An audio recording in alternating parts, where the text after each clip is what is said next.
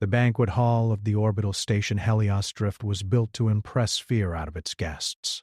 The ceiling was clear alloy glass, showing a slow river of stars sliding past. Long tables floated a hand above the floor, held steady by soft gravity fields. Flags and symbols of many worlds shimmered in the air as light holograms. Every sound was careful, controlled, and polite. This was a place where wars were paused, not ended. A place where one wrong move could start something that would burn across systems. Evan sat near the end of the human delegation table. He was not important enough to sit near the center, and he liked it that way. He wore the standard dark jacket with the Earth emblem on the shoulder. It felt tight around his neck, and he had already loosened it twice. He looked around with open interest. There were beings of shapes he still had no good words for. Some were tall and thin like walking glass rods. Some were low and wide, moving on many limbs. A few floated, held together by glowing fields. All of them watched each other with the same careful eyes. Food drifted slowly across the tables, guided by small service drones. Each dish was clearly marked by color-coded lights to warn which species could eat it. Red meant deadly to most. Yellow meant risky. Green meant safe. Evan was hungry. The talks had already gone on for hours. Words like trade routes, border respect, and mutual observation had been repeated again and again.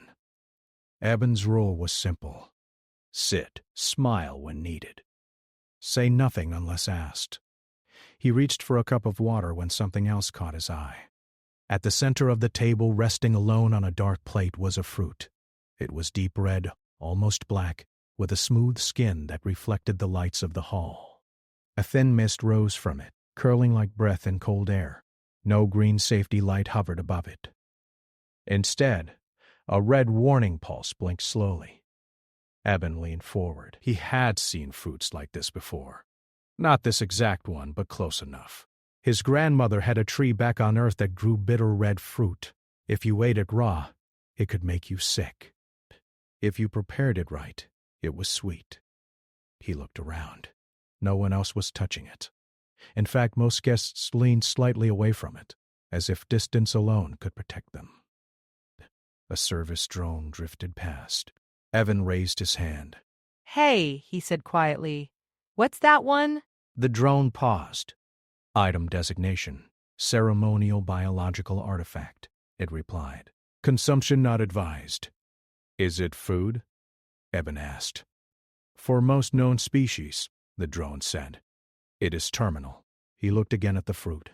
It did not look dangerous. It looked ripe. At the far end of the hall, a bell chimed. One of the lead diplomats was standing, signaling a short break in the talks. Conversations loosened. Some guests relaxed. Others used the moment to whisper urgently to aides. No one was watching Evan. He reached out and picked up the fruit. The skin was warm, slightly rough under his fingers. It smelled sharp and sweet at the same time, like something that wanted to be tasted. The red warning light flared brighter. Across a table, a tall, blue-skinned delegate froze.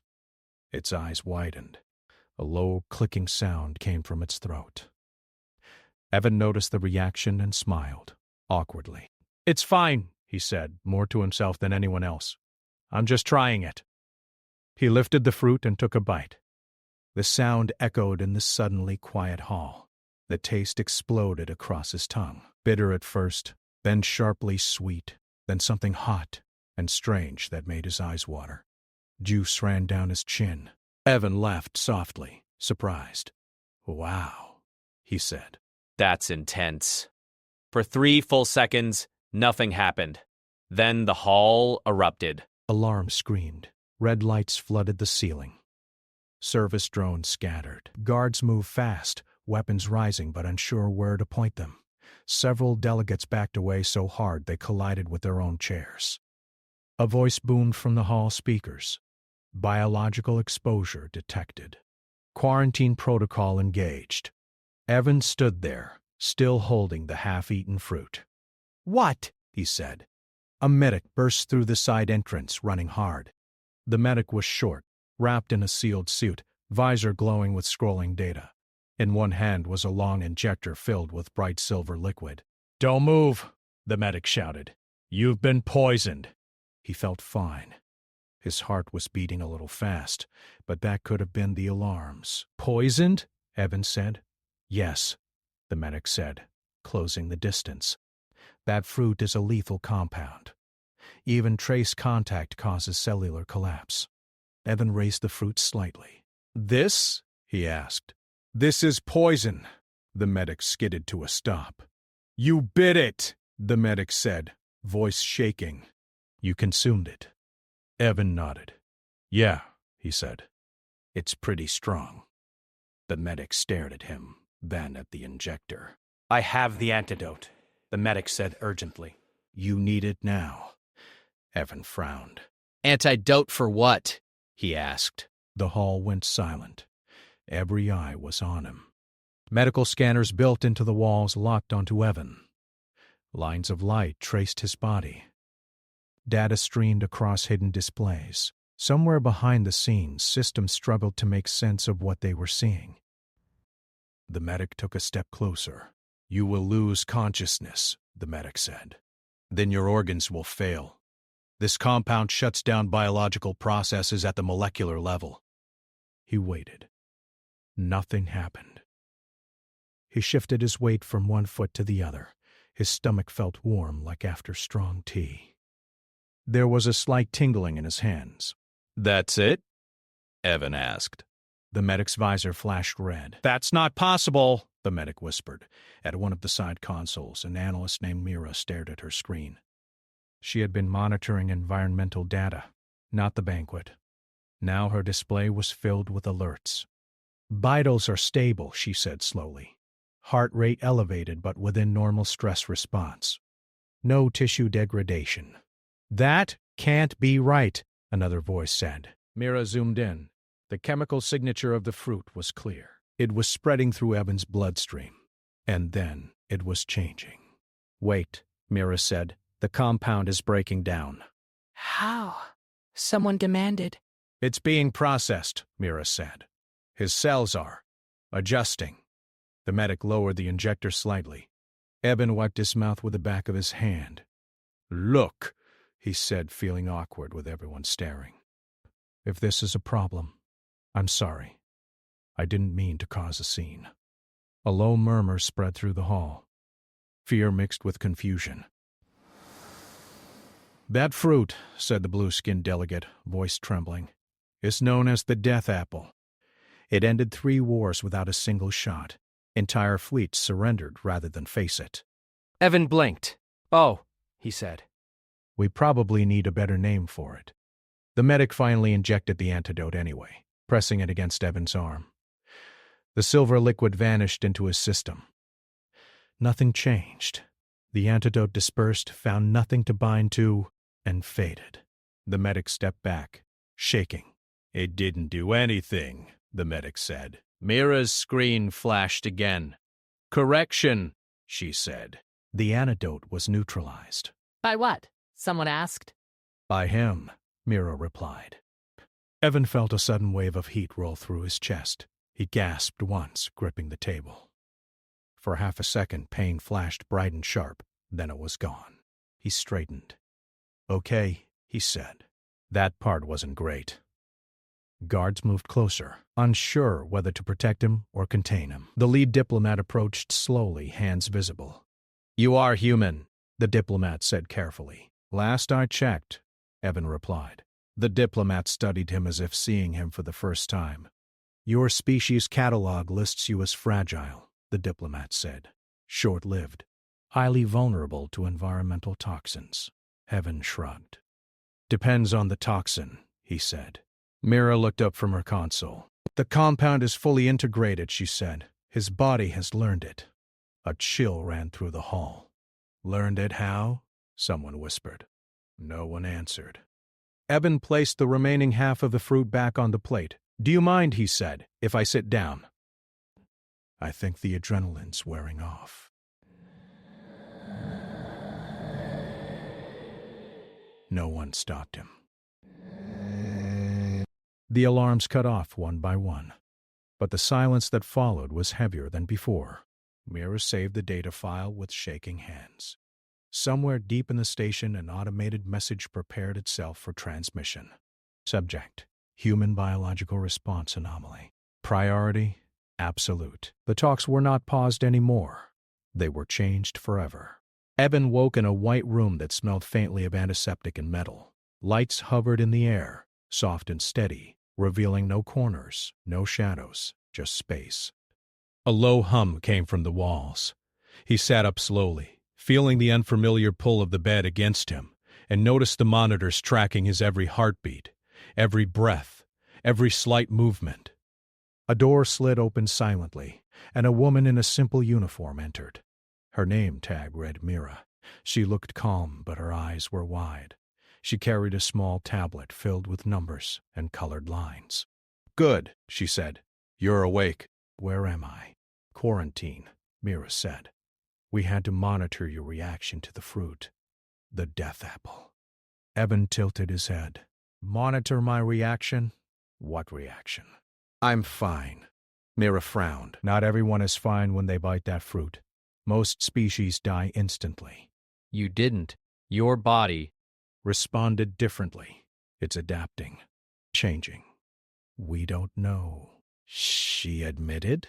"The fruit contains a compound designed to break down cellular structures. You should be in severe distress, but your systems neutralized it, then absorbed it. There is no record of any species surviving that."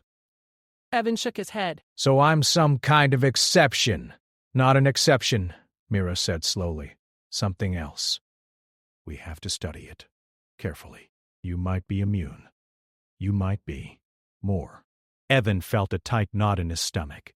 He wasn't sure if it was fear, excitement, or curiosity. "More?" he asked. "Yes," Mira said. "More. Your body is rewriting itself as the compound interacts with it. It's not just surviving, it's learning." Before Evan could ask what learning meant, the door opened again. This time a medic in the same suit as before entered. His movements were sharp, nervous. He carried the empty injector that had failed the night before. "You're awake," the medic said. "We were afraid you might react badly. But you're stable." Evan studied the medic. "Stable isn't dead?" The medic's visor flickered. "Correct. You are alive. But unusual. We don't understand it yet." Evan leaned back, a smirk forming despite the tension. "I guess humans are like that. Unusual." The medic stiffened, then looked away. Evan's humor seemed to confuse them. Mira tapped the tablet. Colored lines shifted and moved. "We've been tracking the compound. It's moving through your bloodstream, but your cells are changing to accommodate it, strengthening against it, even repairing damage it should have caused. This is unprecedented." Evan blinked. "So I'm basically a walking antidote?" Mira hesitated. "You might be, but we need to be cautious. Exposure could still be dangerous to anyone else. You must remain in quarantine until we understand this." Evan sighed. "And how long will that be?" Mira avoided his eyes. "We don't know." Mira monitored, recorded, and spoke softly. The medic returned intermittently, silent, anxious, always watching. Food arrived through a slot in the wall. Evan tested it cautiously. Every bite, every sip, was recorded. Later, Mira brought in a small microscope-like device that hovered in the air. "Look at this," she said. A 3D hologram of cells appeared above it. "These are your cells. Watch closely." Evan leaned in. The cells moved, shimmered, and changed color. Tiny shapes within the cells rearranged themselves. Structures repaired in real time, stronger than before. Evan reached out instinctively, as if he could touch them. "Your body is learning the death apple compound," Mira said quietly. "It's incorporating it, adapting in ways no science predicted." "So it's like my body is smarter than it was before?" "Smarter, stronger, faster," Mira said. "We have never seen this before. It's evolution in action." Evan sat back, Evolution in action? That sounds like a lot of pressure. Mira smiled faintly. It is, and it's dangerous. We don't know if your body can handle this indefinitely, or if it will reach a point where it can't. The medic shifted, anxious. We need to run more tests, he said. Controlled exposure, sample collections, stress analysis. You mean more fruit? Yes, Mira said. Purified compounds, carefully measured doses. You're dishonest? The only human we have seen survive anything close to this. We need to understand why. Evan laughed softly. I never thought I'd be special for eating fruit. The quarantine room locked itself tighter. Monitors flickered, and a new screen appeared, flashing warnings in bright red. Evan leaned forward. What now? Mira typed quickly. There's a report. Another delegate accidentally touched a piece of the fruit. Their vitals are dropping. We need to act fast. Evan froze! Another person? Yes, Mira said. They didn't ingest it, but contact was enough to begin cellular collapse. You're the only one immune right now. Evan felt a mix of awe and responsibility. So, I'm the only one who can help? Mira nodded. You might be the only hope for anyone exposed. Evan took a deep breath. Then, let's help them. They left the quarantine room. Evan wore protective gloves and a suit designed for minimal contact. Mira guided him through clean corridors toward the main medical bay. The closer they got, the more panic seeped into the air. Alarms flashed. Holographic symbols warned of contamination. Several species huddled together, unsure who to trust. In the bay, a young technician, human, pale and shaking, was being treated by medics. His hands twitched uncontrollably. Mira handed Evan a small sample of the compound, diluted for safety. You need to interact with it, she said. Your cells can neutralize it. You may be able to stabilize him. Evan swallowed hard. Me? How? You have absorbed the compound, Mira explained. Your immune system has learned it. Your touch, your presence, could help spread your resistance to him. Evan stepped forward. Tentatively, he held the technician's hand. A warmth spread from his fingers, not painful, not shocking, just a soft, tingling energy. The technician gasped. Color returned to his face. The tremors slowed. Monitors showed vital signs stabilizing. Mira's eyes widened. It's working, she whispered. Evan pulled back slightly. That's weird. Not weird, Mira corrected. This is the human advantage. Adaptability, resilience. You are demonstrating why humans survive where others fail. The medic nodded, still stunned. We need to study this further. Carefully, every interaction, every touch, every dose. So, humans evolved to eat dangerous things and survive? Is that it? Mira smiled faintly.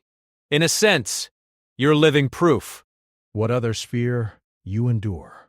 What would kill most species your body can adapt to. Evan felt a strange pride mixed with unease. Being the exception came with responsibility. He understood now that the Death Apple incident had changed not just his life, but how the station, and possibly the galaxy, viewed humanity. Hours passed in controlled testing. Evan learned the limits of his endurance. Mira recorded everything. The medic assisted silently, occasionally muttering about protocols that had just become irrelevant. At the end of the long day, Evan returned to the quarantine room. He removed the protective suit and sat on the bed, exhausted but exhilarated. Mira handed him the tablet with the day's records. We have so much data, she said. Your body has done things we didn't think possible. Evan rubbed his eyes. So, I'm special? In ways the galaxy doesn't yet understand, Mira said. Evan leaned back, watching the white walls shimmer. Outside, the stars moved slowly past the station. Somewhere out there, species that feared the Death Apple were reconsidering what humans could survive. And somewhere inside him, the compound continued to move, adapt, and evolve. Not dangerous to him, but a secret that would change how humans were seen forever. Evan whispered softly to himself, "Guess humans aren't fragile after all." The monitors flickered once, then returned to steady hums. But deep in the station, a silent alert traveled along secure channels. A warning to every system. Human biological adaptation confirmed. Further study required. All containment protocols may be insufficient. The galaxy had noticed, and Evan, unaware of the future he carried in his blood, was ready to prove them wrong. Evan spent the next hours in the quiet observation room, still processing the events of the day. The lights were soft and steady, almost soothing after the chaos in the banquet hall. He stared at his hands, flexing them slowly, feeling a strange warmth, like tiny engines running just below the skin. His body felt alert, alive in a way he had never noticed before. Mira was nearby, reviewing data on the tablet, her eyes scanning lines of information that seemed almost endless. A soft chime announced that someone was at the door. Mira stood and waved them in. A tall figure dressed in the standard dark uniform of the station's security corps stepped inside. His name tag read Rook. He carried no weapons, only a small data pad, but his posture was tense. "You are Evan," Rook said. His voice was low and controlled, but there was an edge of caution. "We need to talk." Evan raised an eyebrow. About what? "The fruit?" Rook shook his head. "No." "About the reactions that followed. The other delegates are reporting unusual behavior. Some species are frightened, some are curious. Some are demanding containment of your species. You are now the focus of attention, whether you like it or not." Evan leaned back. "So humans are a problem, not a problem," Rook said. "A threat. They don't understand what happened. You survived a toxin meant to kill. That's enough to make them nervous." Evan frowned. "They think I'm dangerous?" "More than dangerous," Rook said. "They don't know what you are capable of. You need to be careful." "Careful. Right." That seems simple. Mira stepped forward. "It's not just about caution," she said. "It's about understanding. You have absorbed something dangerous and survived. Your body has done something no other species can. You may be able to help others, yes, but that also makes you the most valuable person on this station." Evan swallowed hard. "Valuable? I just ate fruit." "You are more than that now," Mira said. "Your biology is changing. You are demonstrating resilience. Adaptability. Things other species only dream of." Rook stepped closer. "I want to be clear. This isn't just medical. It's political. Some factions want you isolated. Some want you studied. Others see you as a bargaining tool. We need to move carefully." Evan sat back, exhaling slowly. "So I'm a weapon, a tool, and a miracle, all at once?" Rook nodded. "Unfortunately, yes. But you can also be something else. A savior, if used wisely." Before Evan could respond, a soft alarm sounded across the station. Mira quickly checked her tablet. "Another exposure," she said. "This time in the lower labs. Someone accidentally touched a contaminated sample. Their vitals are dropping rapidly." Evan felt a surge of urgency. "Another person?" "Yes," Mira said. "We need you." Rook gestured to the door. "I'll escort you. Follow protocols." "Gloves, suits, everything. You are the only one who can help without being harmed." Evan donned the protective suit with careful hands. He followed Mira and Rook through clean corridors. Lights reflected off the smooth floors, and soft hums came from ventilation and systems. He noticed that some doors were automatically locked. Others opened only with retinal scans. Every step reminded him that he was no ordinary human now. They reached the lower labs. The room was small, filled with tables covered in containers, tubes, and samples. One of the technicians, a small alien with green scales and large round eyes, was slumped on a bench. Monitors showed a rapid decline in vitals. A thin mist hovered in the air. Warning lights pulsed, and the scent of chemical toxins was faint but sharp. Evan approached slowly. He extended a gloved hand, feeling the warmth and tingling again. The technician's eyes flicked open, fearful, trembling. Stay calm, Evan said. It's okay. I'm here to help. Mira handed him a sample of the diluted compound. Use this as needed. Your body can interact with it safely. Spread your adaptation. Evan touched the technician's arm. A subtle wave of energy passed from him into the alien's body. The shaking slowed, color returned to scales, and monitors began to show stabilization. Mira's eyes widened. It's working. The human adaptation is transferring. The medic who had followed quietly whispered, "We need to document everything, every touch, every effect." Evan nodded, concentrating on the technician. Slowly, the mist in the room began to fade. The danger was neutralized, at least for now. He felt a strange satisfaction. He had survived a deadly toxin. He had saved another life. And he had done so without thinking about himself. After the technician was stable, Evan stepped back, exhausted but alert. Mira looked at him with admiration. "You're proving something remarkable. Humans can endure and adapt. You are showing the galaxy that they underestimated you." Evan shook his head. "It feels strange, dangerous, but also powerful." Rook spoke carefully.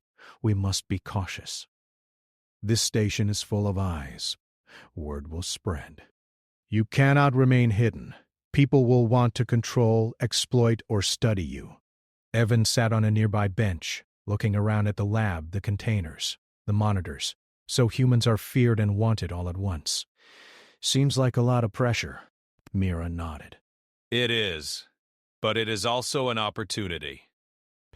You can define what humans are capable of. You can show them that we survive where others fail. Evan closed his eyes briefly, thinking. So what's next? Mira tapped her tablet. Observation, controlled exposure, and careful study. And soon you'll have to meet the factions demanding answers. This is not just science anymore. This is politics, diplomacy, and survival. Evan felt the weight of it all. He had survived a deadly fruit, helped others, and now faced an entire galaxy that would watch his every move. But deep inside, he felt ready. Humans had survived worse. They had thrived in worlds that would kill others. And now in space he would continue that legacy. The lights hummed softly. The monitors flickered. Outside, the stars continued to drift past the station. And inside, Evan's body and mind were adapting, preparing for what no other human had ever faced. He whispered to himself, more determined than ever. Let them watch. Let them see what humans can do. The station's quiet was deceptive. Somewhere systems were already reporting anomalies. Delegates, medics, and scientists were noting the strange resilience of a single human. Some would be amazed. Some would be afraid. And some would try to stop him. But Evan had survived the death apple, and now he was ready to survive anything. The station had grown tense. Alarms blinked softly in corridors and labs, while delegations whispered urgently in their own languages, casting wary glances toward the quarantine and medical areas. Evan walked carefully with Mira and Rook, the protective suit heavy, but familiar. Each step reminded him that he was no longer an ordinary human. He carried within him something no other species had endured, something powerful. A fresh alert flashed on Mira's tablet. Another incident, she said. A lab technician exposed themselves to the compound. We need to contain the room and neutralize the compound quickly. Evan stopped. Contain, neutralize. Haven't we done that already? Mira shook her head. Not completely. The exposure was uncontrolled. They touched more than one surface. The contamination is spreading into adjacent areas. Rook spoke softly. The station security wants a full lockdown, but that could trap other personnel inside. We need a solution that only you can provide. Evan frowned. Meaning what? Mira handed him the tablet. You can adapt and neutralize the compound by proximity. Your cells can interact safely with it, but you have to go into the contaminated zone yourself. Evan felt the tension rise in his chest. So I'm the only one who can go in?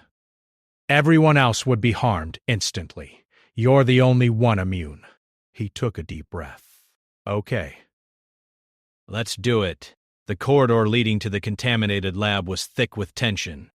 Security officers, aliens of various shapes, and medics watched as Evan stepped forward. Some held scanners, some weapons, and others just observed silently, unsure what to do if something went wrong. The lab itself was a haze of vapor. The containment system struggled to hold back the spreading compound. Monitors flashed red warnings. Every surface glimmered with particles that could kill within seconds. A technician, human but pale and trembling, slumped in a corner, eyes wide with panic. Evan stepped carefully into the room. The protective suit hummed faintly, filtering air and shielding him from chemical exposure. His body tingled with the familiar warmth. He knew he could neutralize the toxin by his mere presence. It was strange, but it worked. He knelt beside the technician, extending a gloved hand. The tingling spread through the room, reaching the contaminated air and surfaces. The technician's trembling slowed. Color returned to his face. Monitors, once flashing critical alerts, began to stabilize. Mira watched from the door, her tablet recording every movement. "It's working," she said. "The adaptation is spreading from him to the environment." Your biology is actively neutralizing the compound. Evan felt a sense of awe. He had survived the death apple. He had helped others survive it, and now he was turning the station itself into a safer place simply by being in the room. It was like nothing he had ever imagined. Suddenly, the ventilation systems groaned and sputtered. Mira's tablet flashed a new alert. "The containment is failing," she shouted.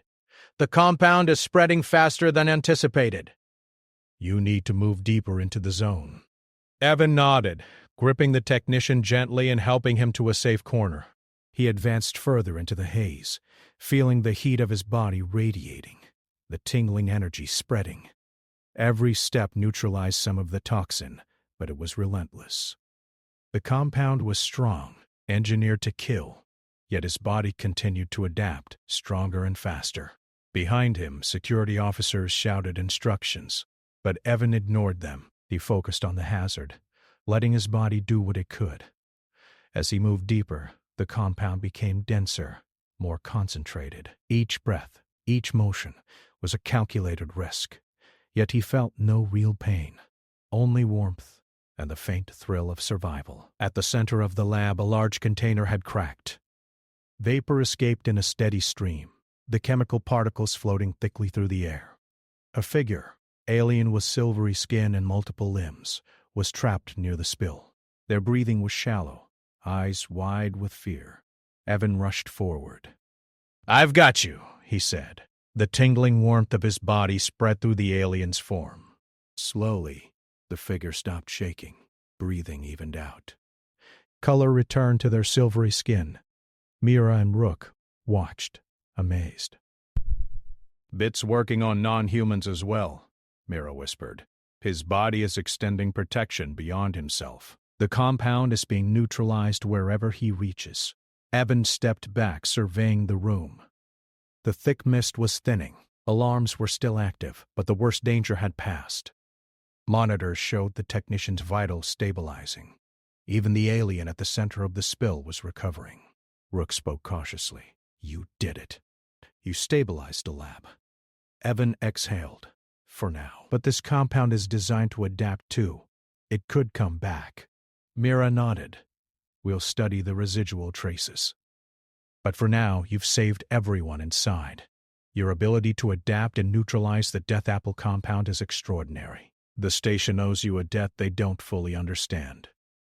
Evan felt a mixture of pride and exhaustion. His body hummed with energy still tingling from the exposure. He realized the magnitude of what he carried inside him. Humans were more than fragile creatures. They survived where others could not. They adapted where others failed. He was the proof. Security officers and medics slowly approached, some curious, some wary. Delegates in observation rooms whispered among themselves, stunned that a single human had not only survived, but actively neutralized a compound designed to kill multiple species. Rook, step beside him. Evan, you need to rest. We'll debrief later. But understand this, the news will spread. Factions will want you for study, for protection, or for leverage. You are no longer just a delegate. You are a symbol. Evan nodded, fatigue finally settling in. A symbol, he repeated softly. I didn't ask for that, but I guess it's what comes with surviving things no one else can. You've shown the galaxy what humans are capable of. They feared the Death Apple because it kills quickly, easily. You survived. You adapted. And now, you've helped others survive too. That changes everything. Evan felt a strange weight. Heavy, but not crushing. He had survived a deadly toxin, helped others, and proven the adaptability of his species. The responsibility of it was real, but so was the satisfaction of survival. As they left the lab, the station's systems began logging anomalies. Red alerts faded slowly, replaced by calmer warnings. Security measures remained, but the immediate danger was over. Mira continued to record, noting the unprecedented interactions between Evan's biology and the compound. Evan sat quietly in the observation room afterward, removing his protective gloves and taking deep breaths. The tingling energy in his body had subsided to a low hum. Outside, the stars moved past the station slowly. He could feel the weight of attention already building, the silent eyes watching him, curious, wary, and fearful. Rook entered the room again, his posture cautious but firm. You need to be ready. The other factions will demand explanations. Some may offer alliances. Others may see you as a threat. You're no longer just a human delegate. You're an anomaly. You represent what your species can survive and endure. Evan nodded slowly. I understand, but one thing is clear. If this is what humans can do, then the galaxy hasn't seen anything yet. Mira joined them, tablet in hand. We will continue monitoring. Controlled exposure tests are next. You need to understand your limits, and we need to understand your abilities. Only then can we prepare for what comes next. Evan closed his eyes briefly. Then let's learn. Let's see what humans are truly capable of. The room was quiet, filled only with the soft hum of the station and the steady blinking of monitors. But outside, across the vast expanse of stars, the galaxy was taking note. A single human had survived the Death Apple. A single human had neutralized it. And a single human was about to demonstrate the power of adaptation in ways no one could yet imagine. The station was unusually quiet as Evan stepped out of the observation room. The recent incidents had left corridors tense, with security drones hovering silently and personnel moving cautiously. Every step he took seemed to echo through the metallic halls. He felt the familiar warmth and tingling in his body, the residual effect of the Death Apple compound. Unlike before, he knew now that this was not just a reaction. This was his body adapting in real time to protect himself and others. Mira followed him closely, carrying her tablet filled with data. The alerts have decreased, but sensors are still picking up traces of the compound in several areas, she said. We need to locate all contaminated zones and stabilize them before anyone else is affected. Rook walked beside them, his face set in a serious expression. Some factions are growing impatient. They want to report on the human response. Others are whispering about sending containment teams to control you. Evan stopped and looked at them. Contain me! Why? I didn't ask to be special, I just survived a fruit. Rook shook his head. It's not just the fruit. It's what you represent. Humans can survive what others cannot. That is something most species fear and desire to control. Evan sighed and continued down the corridor. Then let's make sure nobody else gets hurt while they figure that out. The first contaminated zone was a storage area near the central labs. Vapor still drifted in the air, though lights were blinking red and containment measures were active. A technician was slumped against a crate, unconscious but alive. Evan approached slowly, feeling the warmth and tingling spread through his body. He extended his hands toward the technician in the surrounding area. The mist began to dissipate almost immediately, neutralized by his adaptation. Monitors showed stabilization of vitals. Even the surfaces which were covered in residue began to return to safe levels. Mira recorded everything, noting the exact time, distance, and interaction effects. "Your body is doing more than survival," Mira whispered. "It's actively repairing the environment." Evan stepped back and exhaled, feeling a strange mixture of fatigue and exhilaration.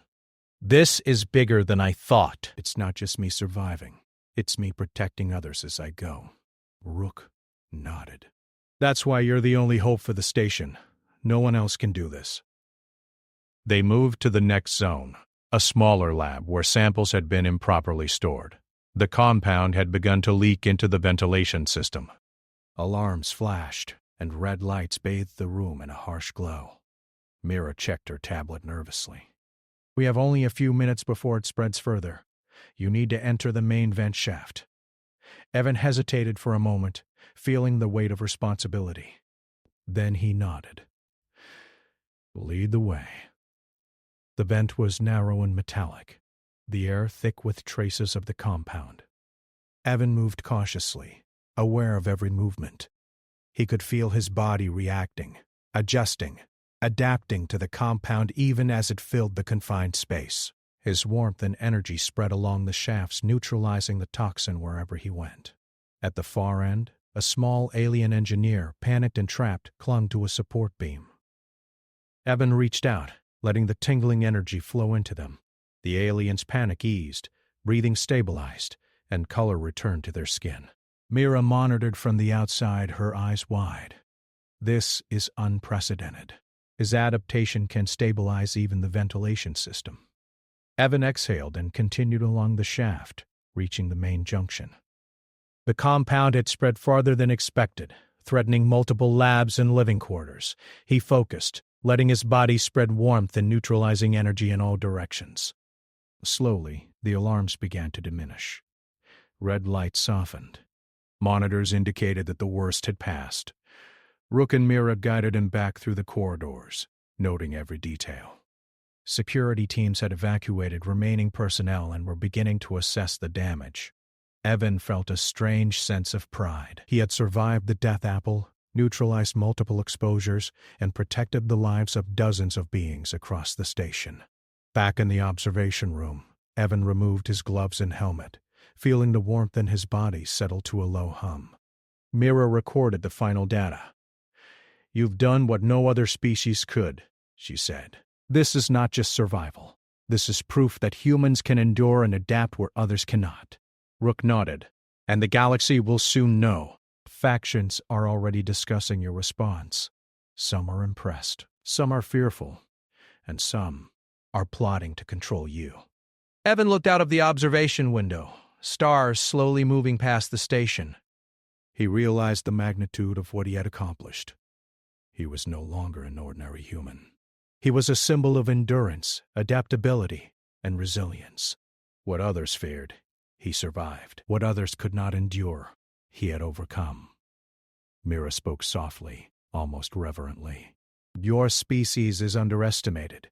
This event will change how humans are viewed across the galaxy. You've proven that fragile is a word that does not apply to you." Evan smiled faintly. "I guess humans are full of surprises." A soft chime announced a secure communication. Rook activated it. On the display appeared the faces of several delegates, some curious, some wary. One spoke first, their voice cautious. "Human, your response has been remarkable. We request a formal report and demonstration of your capabilities." Evan took a deep breath. "I survived the death apple. I protected others from it. That's the demonstration." There was a pause, then a ripple of whispers among the delegates. Mira and Rook observed silently. Another delegate leaned forward. "We need to understand what you can do.